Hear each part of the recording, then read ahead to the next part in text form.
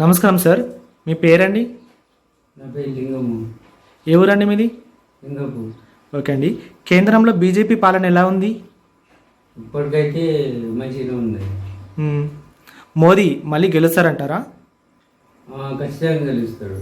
అవినీతి లేకుండా, కుంభకోణాలు లేకుండా బీజేపీ పాలనపై మీ అభిప్రాయం ఏంటి? అంటే ఇప్పుడు రైసు ఆయననే 5 సంవత్సరాల నుంచి ఆయన తీసుకోండి. మ్మ్. రైతులకు రైతు కిషన్ భరత్ వాళ్ళకు సంబంధించింది వాళ్ళకు పాస్బుక్ల పైసలు ఇస్తుంది. మ్మ్. ఆయన ఇప్పటికైతే ప్రస్తుతానికి అయితే బాగానే ఉంది నరేంద్ర మోదీ. మ్మ్.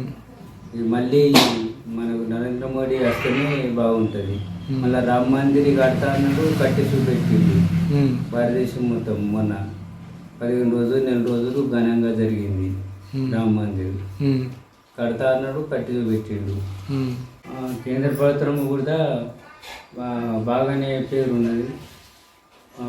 మొన్న బీజేపీ కూడా అందరు బీజేపీలు మన అందరు అర్థం చేసుకొని ప్రజలు బీజేపీని గెలిపించారు. ఆయన పరిపాలన బాగుంది.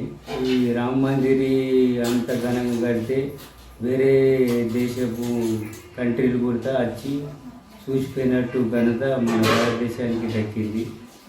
ఆయన మళ్ళీ ఇప్పుడు ఎన్నికల్లో ఖచ్చితంగా ఆయననే మళ్ళీ వస్తాడు. ఎందుకంటే ఆయన పనులు బాగా చేసింది కాబట్టి ఖచ్చితంగా ఈ మన నరేంద్ర మోడీ మళ్ళీ రావు అవకాశం ఉన్నది. మళ్ళా కామారెడ్డి ఇద్దరిద్దరు పోటీ చేసిన మళ్ళా ఆ ఘనత బీజేపీదే దక్కింది. రమణ రెడ్డి గారు కూడా గెలిచిండు.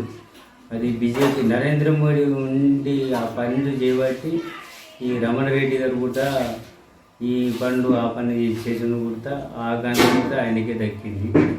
ఈ మళ్ళీ ఇప్పుడు ఎన్నికలలో ఈ నరేంద్ర మోడీ ఘనంగా ఈ విజయవంతంగా గెలుస్తాడు ఖచ్చితంగా. ఎందుకంటే సైనికుల దగ్గర గురించి కుంభకోణాలు అవి ఇవి బాగా చర్యలు తీసుకొని ఆయన పనులు బాగా చేసిండని ఇప్పుడు రాబోయే ఎన్నికలలో ఖచ్చితంగా 400 చిల్లర కానీ మెజారిటీ మన ఈ బీజేపీ ఈ మోడీ గారే రావాలని కోరుకుంటున్నాను. ఎందుకంటే ఈ పనులు చూడాలి, చూస్తేనే అందరికి అర్థమవుతుంది.